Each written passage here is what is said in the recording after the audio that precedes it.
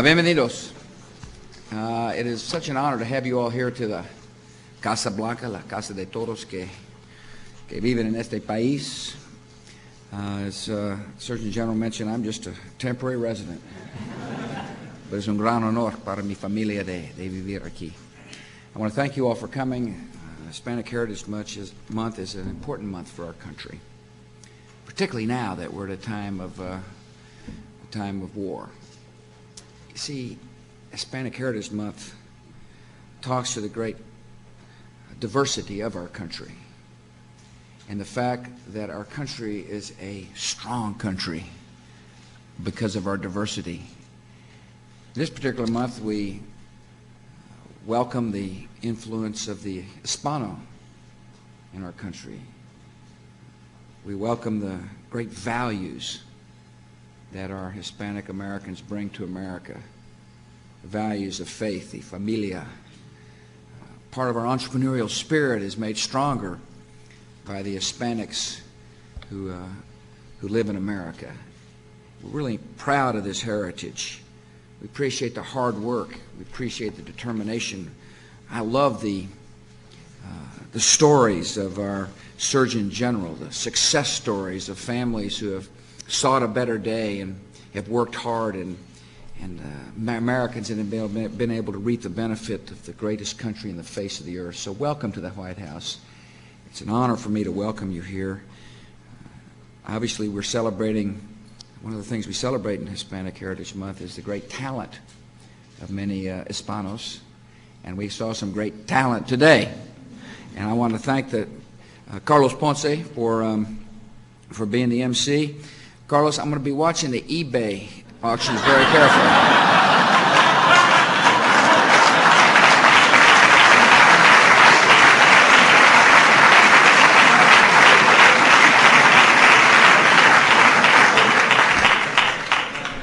Times get tough. I appreciate Las Tejanas.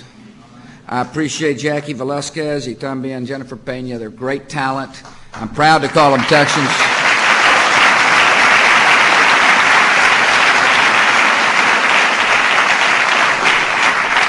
We've got some great talent in our state, and these are two of the best. And I really want to thank you all for coming. Make sure you tell everybody at home I might have changed addresses, but I haven't changed homes. And I also want to thank John Marco. Listen, if he's the first Peruvian here, we might as well have started with one of the best. And I'm honored you're here, John. Thank you for coming.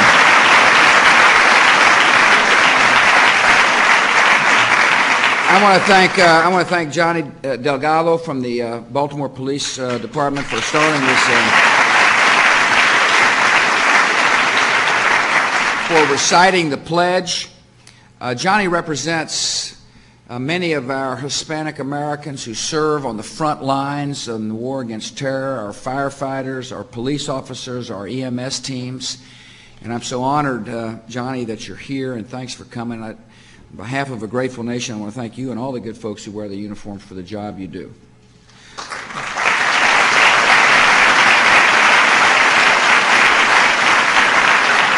I want to thank Senator Orrin Hatch for coming. He's a great friend of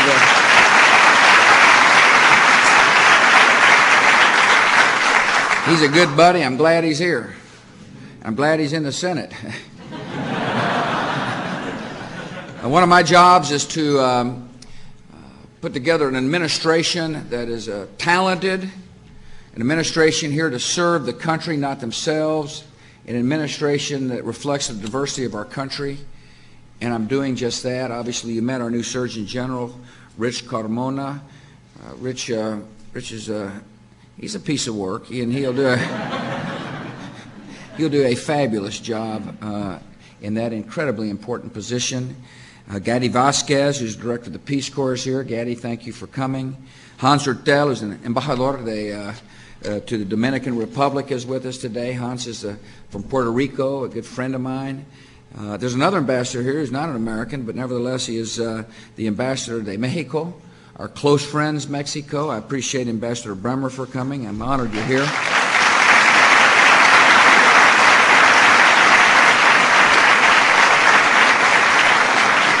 Mira, y también un otro amigo de mío, he is the the governor of Tamaulipas, Tomas Yarrington. I appreciate you coming, Gobernador.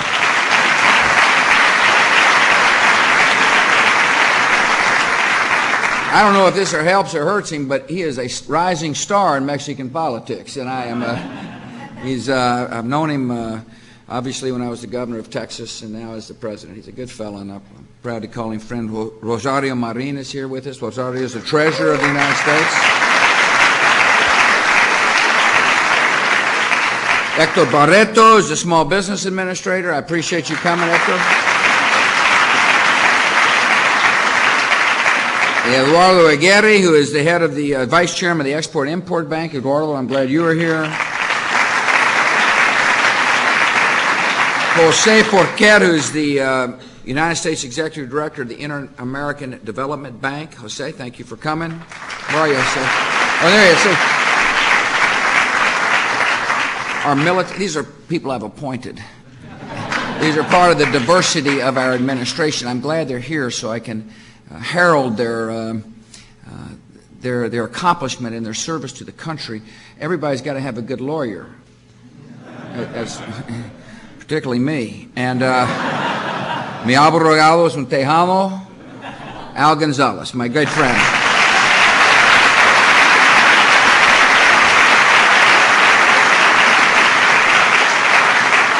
Our military is the Hispanic population in our country has served disproportionately in our military. The Hispanic population steps up when the country says we need service, and they do. They have throughout our history. Today we've got with us Major General Chris Cortez of the United States Marine Corps.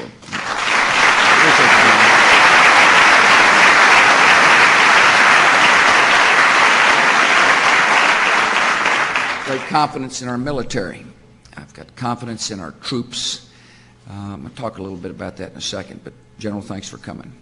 I appreciate my friend Emilio Estevan, who's the producer of this outfit. He is you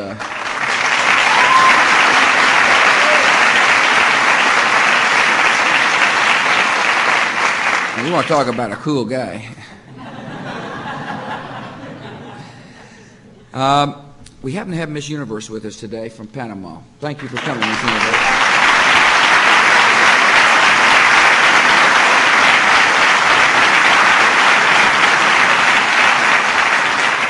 And I see my friend Raul from Texas is sitting next to you. He's probably claiming he should have that seat because he's from Panama and a Texan. I suspect it's for other reasons, but nevertheless. As you probably know, as the Surgeon General mentioned, I'm a baseball fan. I love baseball. Some of the best years of my life were watching the Mighty Rangers. And we got a couple of Mighty Rangers here with us. I saw one guy grow up from a 19-year-old kid who's one of the greats of all time, and that is Pudge Rodriguez. I want to thank you for coming, Pudge.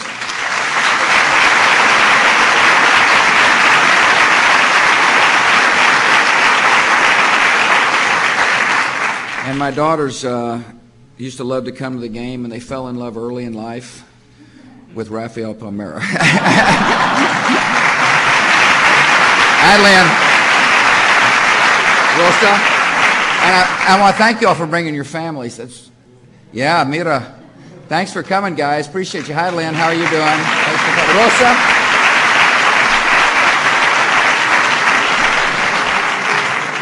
I want to thank Nomar Garcia Parra from the Red Sox for coming. Nomar, thanks for being here.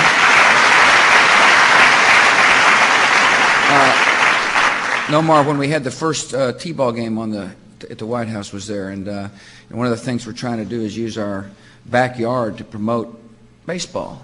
And we had these kids come, and Nomar was there to help kick that off, and I'm so honored you came. I appreciate Octavio Dotal from the Houston Astros. Octavio, good to see you.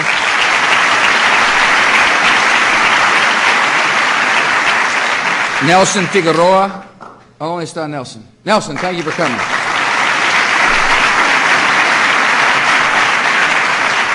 These are the current players. These guys are stars and potential Hall of Famers, but we're also really fortunate to have some Hall of Famers with us. People have actually done what these players are doing. It is such an honor to have 4 Hall of Famers, starting with Rod Carew. Man, that guy could hit. I appreciate you coming, Rod.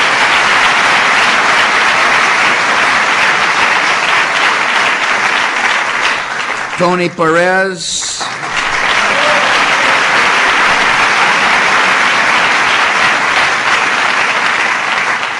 Luis Aparicio. Yeah.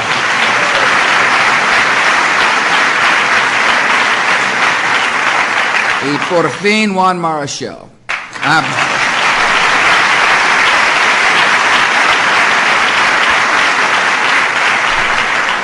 I'm really glad you all are here. You brighten my day. And thanks for coming. One of my jobs as well is to make sure our bench is strong. I've named a fantastic Hispanic American to the bench, a young guy named Miguel Estrada. I named him one of the highest courts possible, to the D.C. Circuit Court of Appeals. It's an incredibly important appointment. He's well qualified. He is very smart. He came to our country from El Salvador. He couldn't speak English. He's now been picked amongst all the candidates to take on this highest of high positions in the bench. He's having trouble in the United States Senate. There are some senators, certainly not Senator Hatch, who is one of his strongest advocates. There are senators who are playing politics with this good man's nomination. There are senators who would rather not give him the benefit of the doubt. Senators looking for a reason to defeat him, as opposed to looking for a reason to herald his intelligence, his capabilities, his talent.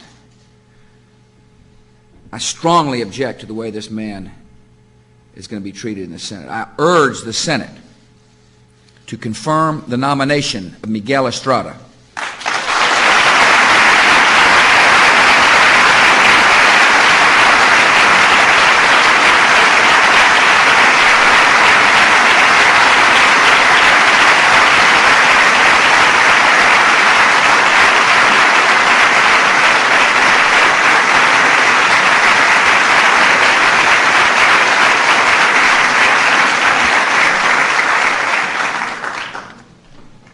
I talked about our military. The reason we're talking about our military these days is because we're at war, and we're at war for precisely the reason why we're here. We're at war because we love freedom. We love the fact that people are free in America. Free to worship an Almighty any way you see fit. Free to come to this country with a dream and realize the dream. Free to express your opinion. Free to, if you happen to be in the press, to write anything you want to write. That's freedom, and that's what we love. And it's hard to believe, but there's an enemy which hates freedom and hates us as a result of our embrace of freedom. And so therefore, we're at war. We're at war, and we're still at war. We're still at risk here in America. We're at risk because there's some enemy still lurking around out there. It's a different kind of war, as the general will tell you. In the old days, you could destroy the person's tanks or airplanes or ships and be making progress, but these people don't have tanks. They don't have ships. They hide in caves and send youngsters to their suicidal death. And see, so long as we embrace the diversity and freedom of our country, which we will always do, and so long as they're lurking out there, we're at war. But make no mistake, sin duda venceremos. There's no doubt about it.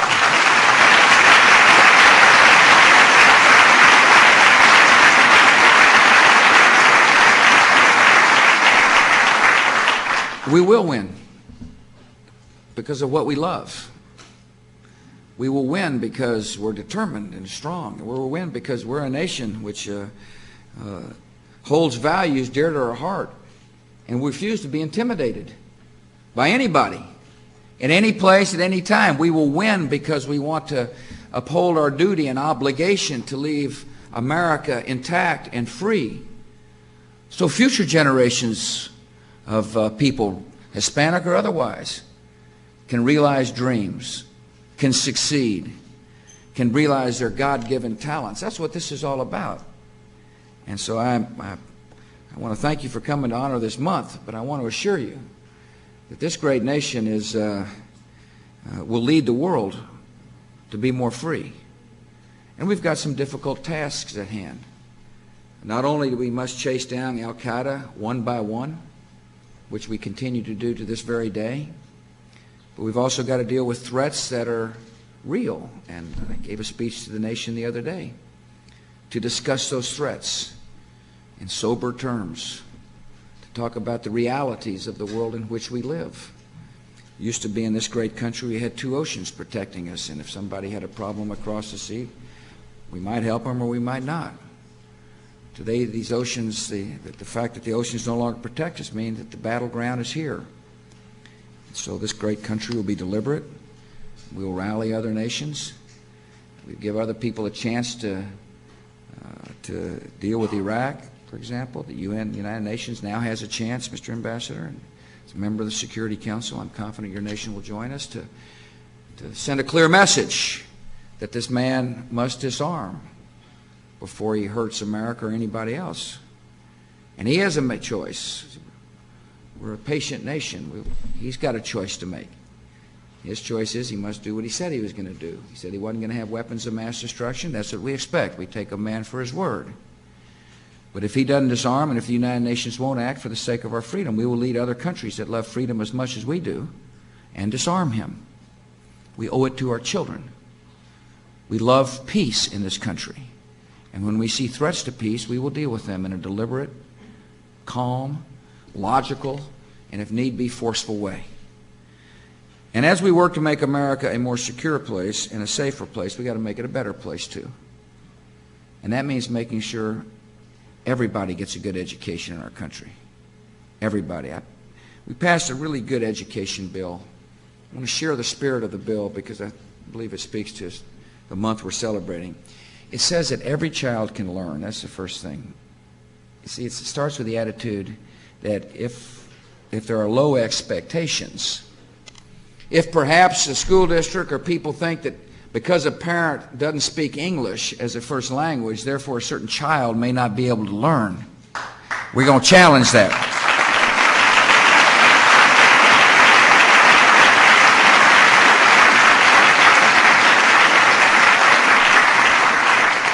See, when you have low standards, you're liable to get bad results. It's what I have called the soft bigotry of low expectations. And so we have to challenge that soft bigotry. We say in this country, every child can learn. Every child. Not just some, not a select few, not those who may live in the nice suburban districts, but every child can learn. And then it says that in return for receiving federal money, we want to know. You see, in return for receiving federal money, we expect local districts and states to show us whether or not each child is learning. And when we find the fact that some children are not learning, we must correct problems early before it's too late. Everybody counts in America. Each child matters in this country. To make sure we have a better America, no child, not one single child, needs to be left behind.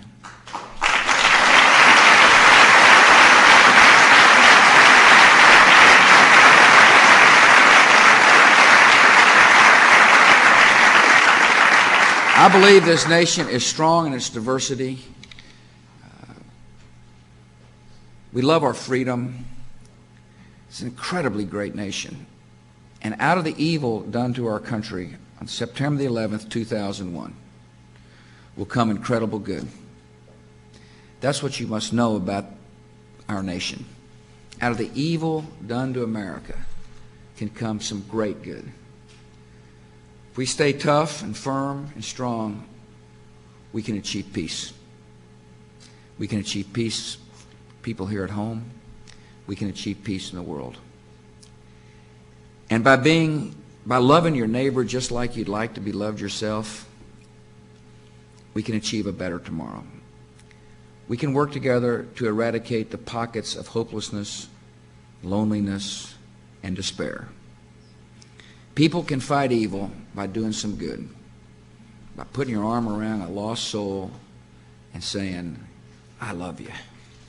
my fellow American, I love you. There's no question in my mind, because of our strength, diversity, because of the values we hold, that we will be a stronger and more compassionate and better nation. I want to thank you all for coming to celebrate this important month. It is an honor for me to welcome you to the White House. I appreciate so very much your contributions to our country. May God bless you all.